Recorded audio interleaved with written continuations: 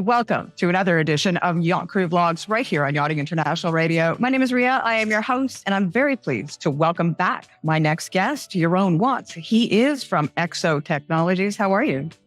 Good morning. I'm very well, thank you. How are you? Good. Well, thanks for coming back. We had you on here just under, I guess, a year ago, and we were talking sustainability. We talk a lot about emissions and sustainability, but the very fabric that these yachts are being built out of is 100% against any sort of true sustainability and circular economy. What are we going to do about that? That's a very good question. And you got a very valid point. Let's say every yacht or let's say powerboat or for recreational vessels, which is a big majority of the market, is made of fiberglass. That's how it is. Fiberglass is in its essence a very toxic material. That's something we didn't know when we started with it. And so at a certain point, we had conventional production of boats, which were, for example, wood turned into fiberglass because it was low maintenance, it saved weight, it was cheap, and so on and so on. Not knowing what the effects are today. Well, if you the fiberglass effects are actually staggering. And in my opinion, it should be a big concern for the world as we live in. Well, I mean, we hear talk and we see talk across the internet of these massive sort of graveyards where these boats go to die, and they just sit there. And of course, you know, it's different parts of that yacht or boat are leaking different things into the environment. Mm-hmm. Will they ever break down completely, or will it just continue to pile up and Yeah, basically nobody really knows. What you do know is that fiberglass in basic is a mineral, is a glass, but contains as well a content of boric acid. Fiberglass, as people know who has a boat, will rot. Right? That can be osmosis and so on. So when you put it in landfill, which is a lot, and I will share some figures of landfill figures, what's actually happening. That content of boric acid is going into water, what we drink. Also, fiberglass already found in the food chain. The numbers are staggering, but the point is you don't see it every day. You're not confronted with it every day. But if I tell you just Europe, just as a guess, how much glass fiber composites or GRP is dumped in landfill just in Europe every year? Just guess. I wouldn't have a clue. Well, that's 250 million kilograms. So it's 250,000 metric tons. That's an equivalent of, let's say, 1,250 jumbo jets in weight. That's an equivalent of 23 times the Eiffel Tower in weight every year. Or let's say 3 times the Taj Mahal in weight we dump in landfill. And that's every year? Over a year. In Europe, not globally, Europe. And so that's just going to continue to build up.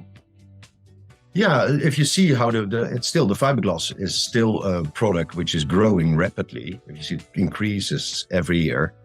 But if you see how much pollution comes from that apart from human toxicity, water pollution, and so on. If you know how much water is needed annually, globally, to produce glass fiber and how much CO2 produced production is done by fiberglass, you talk about 12.2 million tons of CO2 production just to make fiberglass. That's an equivalent of 3 small countries.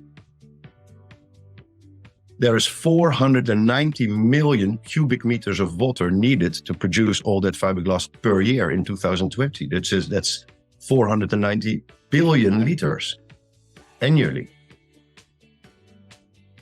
Wow. So what is industry doing to change the need for fiberglass? Is there a product out there that can take its place? Is there a product that can do the same thing? Yeah, well, that's a very good one. There is a product and there's a few alternatives around in the world. I think what we need to adapt much more is innovation. And what we need to do as well much more is education. You know, if you talk about the boating industry, everybody sells a sustainable story by putting an electric motor in their boat. That's not a sustainable story. That is simply not. That's not enough. You see right now that, for example, companies like big shipyard, for example, in the United States, I won't mention the name, they mention, for example, that they can recycle their boat at the end of life. But what is now exactly recycling? So that's an interesting topic because you can reuse But reuse means mainly downcycling. Downcycling means that, for example, glass fiber will lose mechanical properties in its recycle process. So you can reuse it, but for an inferior purpose. So for a boat, you make my desk. For my desk, you make something inferior to my desk and then you throw it away. So it's a good movement to keep things a little bit out of landfill, but inevitably it ends in landfill. Never be thrown there away, and so on. For example, from an exotechnology point of view, we have invented a composite which is circular. That means that you can reuse it forever. You can separate materials. The materials are made from sustainable materials, so styrene-free resins, fibers from nature, considerably stronger than glass fiber. And I'm always in favor of changing. A lot of people are scared of changing because now, well, we know what it is and so on and so on. But take, for example, our daughter company, Ultimate Boats, as an example. When we start make the first boat out of Danu composite, which is the Celtic mother of Earth, as we called it Danu. In the beginning, the people on the work floor were a little bit resistant, like, what is this? Because they don't know to work with fiberglass. They have itchy hands every time they get home because when they don't have enough protection on their arm because it itches. Everybody will listen to it, knows that fiberglass will itch for days. And when they start working with this, that's pleasant. It's because I actually don't need all these gloves and things. When they breathe it in, you breathe in a natural product. When you throw it away, which is not smart, by the way, but when you throw it away, nature goes back to nature, and it's actually superior in mechanical properties than glass fiber. So from that point, we have proved as Ultimate Boats, where all the boats are made out of that composite, that we are still super competitive, quality-wise considerably better than glass fiber boats, and with an end-of-life solution and a circular solution. And I think from circularity point of view, that's something we need to adapt. Because at this moment, we just plunder planet Earth, make something out of it, use it, and throw it away. But when we're running out of resources, there is no economy anymore. Simple as it is. And that's not only for glass fiber. Talk about basically everything. If you see, I think in general, we use 5 times more at this moment today, what the Earth has as resources. That's what we take. Yeah. And if we don't adapt to circular economy, where you just, let's say, keep materials in the economy and not in landfill, then that's a good step. That is an economy, and you keep an economy going. So from an economy point of view, from an ecological point of view, from planet Earth point of view, that's absolutely something we should be more open to. And that's the yachting industry is not the most innovative industry in the world. They're always a little bit like, fine, you're doing well. And you see other industries who are jumping on these possibilities. So with Danu, we don't only do boats. We do projects now for wind or tidal energy and name it, body armor protection, all these kind of things we do. But the yachting industry is, I think we are very courageous as a company, our daughter company then, Ultimate Boats, who just does only this. Full stop. Stop fiberglass. It's over. This is how we do it. And we show the world that it's not a unicorn. Well, and realistically, what's happening is that there's sort of no long-term planning. I see in the industry that, we have these celebrations over these electric boats, but it, as we spoke in the last interview, it's not necessarily the electric part of it. It is actually the storage of that electricity and the ability to continue to use that electricity through that storage process. So that in itself isn't enough when the entire machine is made out of, items that can't be recycled. So you truly are, good for the economy and all these sort of things that we attach to going green, sustainability, conservation. It's not true. No, it's not true. The word for that is greenwashing. And that's something I really despise. I cannot stand it. You see things passing by on social media, on LinkedIn, name it, sustainable stories. But in everything, not only in boats, in a lot of industries, name it, you need to keep the magnifying glass on the entire scope, not on the subject of the scope. So, for example, boat is electric, we are green. No, you're not green. storage of electricity is another thing, and there's global problems of lithium and so on. Let's not go that way, because then this interview will take 3 hours if you let me go talk about that. But from an exit technology point of view, we are into solving global issues. That's what we do. We innovate. We're a tech company solving global issues. So let's say as a sidestep from the fiberglass, I think it's an interesting topic what you bring in here, is that we are now looking at alternatives like hydrogen, green hydrogen mainly, because you have green, gray, and blue hydrogen, which is another thing. Won't bore you with that. But that's what we are about. We see lithium batteries, not good. We are now working under the radar. So we will, maybe in a year, we have a discussion about that, to solving that problem. But when it comes to fiberglass, basically, we have to accept the fact that fiberglass is the asbestos of our times. I remember that was an interesting thing. And I really, that made me think, because we had a call before, just let's say, before we did this interview, where you told about your father's paper bag. And that actually made me think. You said your father had a paper bag, he repurposed it, and it turned to a plastic bag and so on. And that made me think, indeed, that's exactly, take that as an example. When the plastic bag came, because it was cheaper and it was stronger, and if you spill some milk in it, your bottom didn't fall out. And I think at that time it was because we were so worried about the forest being cut down and the trees not being able to take, the CO2 out of the environment. So we wanted to sustain the forest. So let's do this plastic thing. Mm-hmm. But see, I think even at that time, the damage to the environment to create that plastic in the first place. But did we know that at that time? No, that's the point. That it was a good thing? No, it's clearly not. But did we know the effect, what we know today? We didn't. But now we know it's a big problem. So now we jump back to to bags. And basically take that as an example. Take that as exactly that example with fiberglass. At a certain point, fiberglass was cheaper, we didn't have to cut woods to make a boat out of it. The boat didn't rot away because it was more maintenance free, and so on and so on and so on. But what we know today, we need to stop today. Take plastic as an example.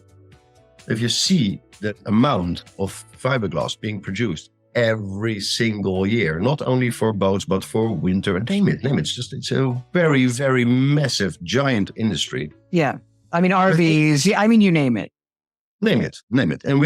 And I'm not here selling my innovations. It's not my purpose. I think what we need to do in general is to educate people on what you buy into.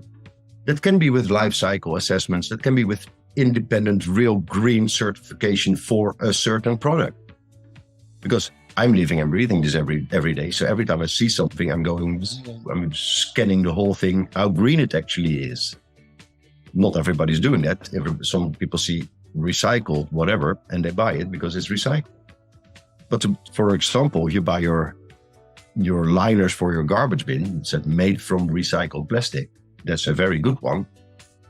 But when the person who buys that plastic liner for the garbage throws it away. So we need to come to a point where we really try to go circular, where we really need to make a change. Plastic can be recycled, but please keep then this plastic out of landfill. I'm dating myself so much here. But I remember back in the day, it was plastic, but we had plastic bins. And we would throw the garbage directly into the plastic bin. And when it needed to be emptied, you would empty it, and then you would rinse out the plastic bin and you would reuse it. And even back then, we had our own gardens, and, I had a chicken coop growing up. And so all of the waste that was like fresh food, that kind of thing, it went into the compost for the garden, or it went to the chickens, or, the bones to the dogs, et cetera, et cetera. And so the rest was thrown away in this one plastic container that lasted for, 40 years, unless my dad backed over it in the driveway, right? Yeah. Because I had forgot to bring it in. But will we ever get to a completely circular economy, or is it possible to get as close as possible?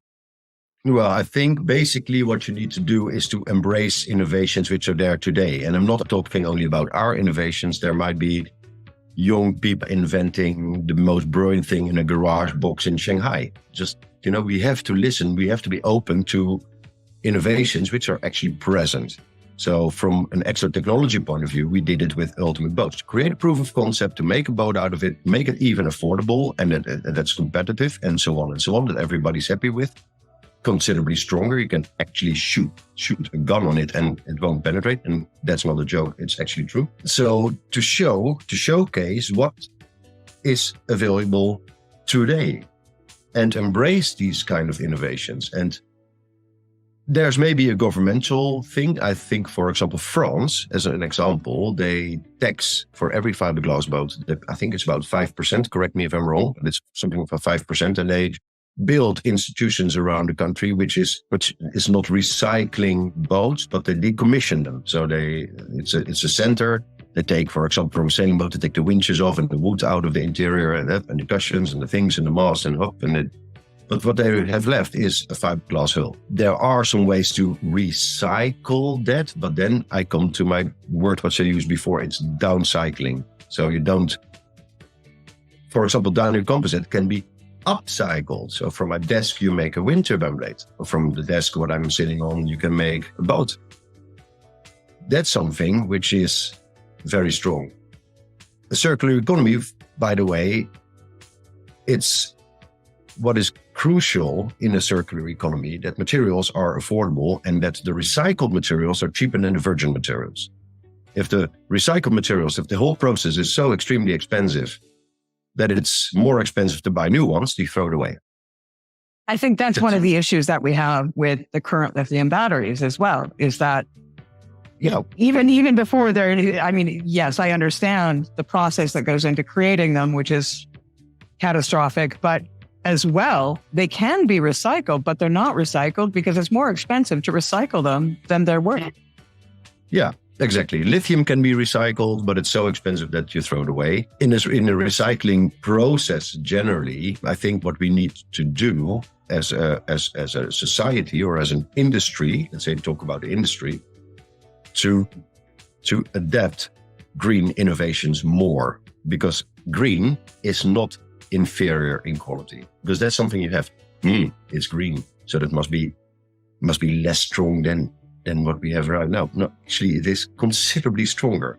As an example, we invented with John Moxon, a brilliant designer for hulls. For Ultimate Boats, we have a hull which lifts out of the water, and it's actually super smart. So you can turn the boat on 45 knots, boat won't wipe out, and can carry extra weight and so on. And is as well very fuel efficient. So that's something in our resource efficiency pledges what we do as a company. But this hull, it's so brilliant that if you carve it with 45 knots in a hard turn, normal boat will wipe out, that the propulsion systems give so much pressure to the stern that in fiberglass, when we did the first test to see how the hydrostatics of the hull works, start to crack the transom of the boat because there's so much force on it. So we had to reinforce it with big plates of stainless steel to keep this whole thing strong. Right now, with Daniel Composite, nothing at all, just stays live. We have a boat for Police Scotland properly beaten up every single day. And that boat is just going. It's super strong. It's really strong. Weight reduction, resource efficiency. You need considerably less fibers than fiberglass because it's considerably stronger. So if you need to reach a certain amount of mechanical properties, simply you're there with half of the fibers what you use for glass. So that this resource efficiency, weight reduction, cost price reduction, circularity, sustainability, name it. It's in that. It's not the answer to everything. And let me make that very clear, because I've had discussions with, for example, the IMOCA class, which is now, let's say, the ocean race. That's a pre-preg carbon fiber with a Nomex core. That stiffness weight ratio, I can't reach that, but it's a niche of the niche. But it's, I think, 90% of the market. We have an answer for that. Absolutely. Do you think the answer is that going forward, we should have some sort of, mark which says that this is truly a sustainable product? It is truly, perhaps circular economy, or some sort of idea? Because not everybody does their research. They just sort of trust, right? They sort of trust in what they're being told through marketing, through friends, through word of mouth, et cetera. And sustainability, as you said, greenwashing is rife in any marketing straight across the planet now. Yeah. Should there be some regulation of that? I completely think so. I think you should penalize that. That's one thing. I think you should tax non-green solutions, which is in the market heavily. Basically the same as you pay a lot of tax on your fuel, or a lot of tax on alcohol, a lot of tax on cigarettes, everything which is unhealthy or not good, tax it. I guess what you're saying is everything in balance, but we have to make sure that the natural resources that we are using, we utilize them in a way in which they can continue to be used over and over and over again, because as you said, eventually we're going to run out. It's not going to be damaging just to the yachting industry. It is going to be damaging to the entire world, the entire environment, every human being that lives on this planet. Yeah. It's not going to happen tomorrow, but it's going to happen to the future generations. And if we don't start looking at this circular economy now and how best we can implement it with no necessity to be perfect, but at least to do our best, then perhaps we can solve that issue in the long run. Yeah, because for example, that I completely agree. Totally agree with you here. Because what I see right now is in the wind energy sector and in some boating industries, some brands, they say we can recycle, like basically what I said before. But it's a kind of a half-baked solution. It's almost lazy. And I don't mean it in a very nasty way, not at all, because I applaud the fact that industries take steps to be more smart with their products and that you can recycle them at the end of life. But still, they still use fiberglass. And that's lazy because there's alternatives around, which is absolutely green. But let me ask you this. Is it lazy? Or is it because they're just doing the minimum required to continue to make the amount of money they want to make, but they realize that unless they make at least a little change, they're going to lose their marketplace and lose their money earner? Yeah, I cannot give an answer on that because I'm not on the board table of these industries. So that would be an assumption, and I try to keep it on the facts. But that's my assumption. Let's call then this as an assumption. The bigger industries, they read the news. We are a startup, so we don't hit the biggest news ever. But still, we make some waves with the boat proposition, what we have in terms of resource efficiency, into fuel efficiency, into circularity, sustainability, and so on, prove that it actually is fantastic. That doesn't go unnoticed. You can tell me a lot of things that doesn't go unnoticed because, funny enough, I got a lot of sort of naval architect who tried to sneak a little bit into my thing and try to sniff a little bit what I'm doing. Very happy to do what I'm doing because I'm really willing to talk to a very big yacht builder and say, well, how can we help you? Let's do an R&D alliance together. So without making that directly a very commercial blah, blah story, but let's take a hull or maybe a super yacht, for example. The super yachts are getting higher and higher and higher. Yeah. So you use a lot of carbon fiber. Well, carbon fiber is, first of all, extremely expensive, very carbon emitting. Why don't we do it in my material? Let's try. Just try.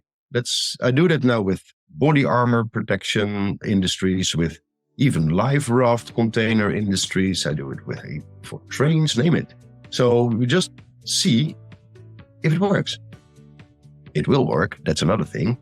But without now putting directly, we're going to change everything because people are basically scared of change. Industries are scared of change until you feel it in your wallet. And then you think, oh, now we have to change. So if you get I think generally the first step when they feel it in their wallet is they attack, well, not attack, I guess that's the wrong word, but they change their employee aspect before they'll actually take a look at the product itself.